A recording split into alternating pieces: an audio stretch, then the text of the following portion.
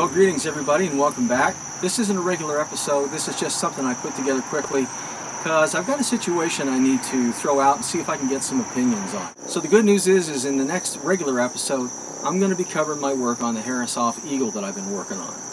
I've made a lot of progress on it, but I came by something that isn't quite right and I need to figure out what to do about it.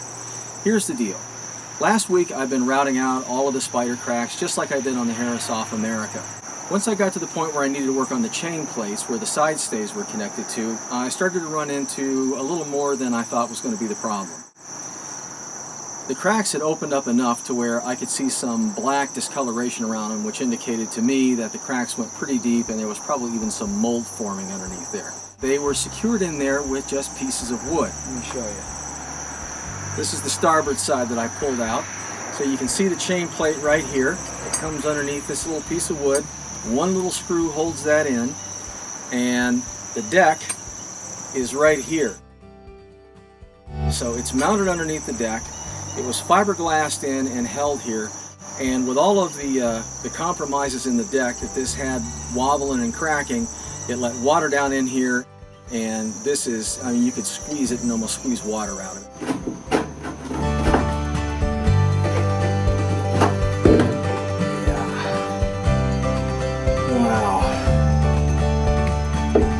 Totally rotten. There's an awful lot of play in there from where these chain plates were pushing against the deck. If I go with this same design, I'm definitely not going to use wood. I'm going to use, some sort of plastic or composite material, maybe even stainless steel, and I'm going to make it a lot bigger than this. I think that's spreading the load out over far too small of a space. However, I'm convinced that if I put it back the way it is with the same general design, I'm going to have ultimately the same kind of problem.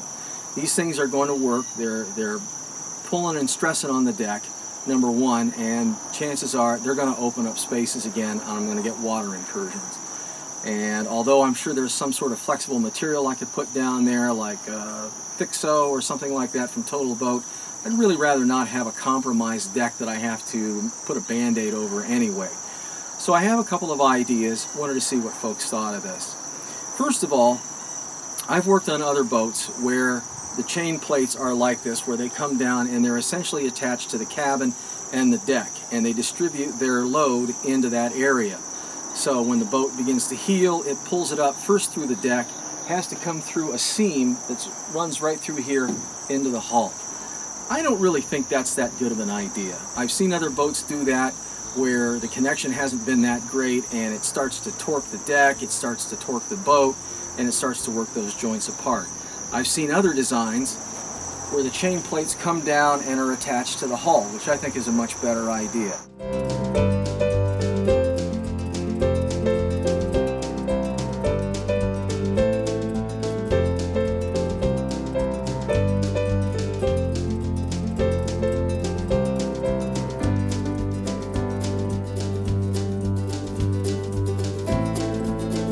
So, what do?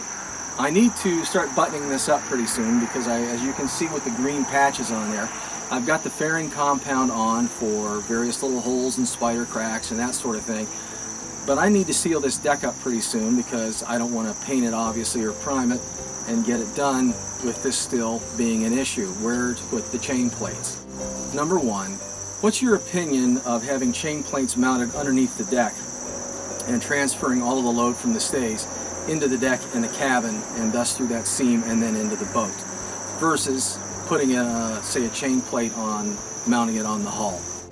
And I'm thinking about just closing up that hole. So one idea I had is if I mount this on the hull, if I mount the chain plates on the hull, I could then run it up on the outside of the bump rail here and have it outside, and that way, number one, the entire load is distributed through the hull. Number two, it's not going to create any hole coming through here.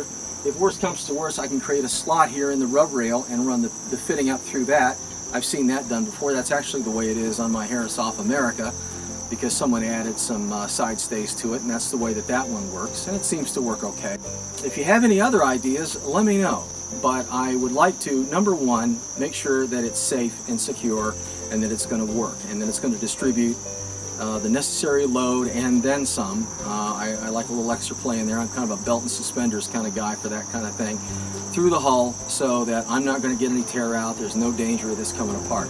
Number two, is there any way that you can think of that I can do this with, number one, being able to seal the deck up and keep from any water incursion being in there, even if I go with this general design again. So that's it in a nutshell. If you have any comments or suggestions, go ahead and put them down below in the comment section. I'll be sure to take a look at them, and we'll see what we can do. In the meantime, be prepared. I'm hoping in another week or two I can get a quick video together to show you what I've been doing on the Eagle. This is a beautiful boat. I cannot wait to get it back in the water. Thank you.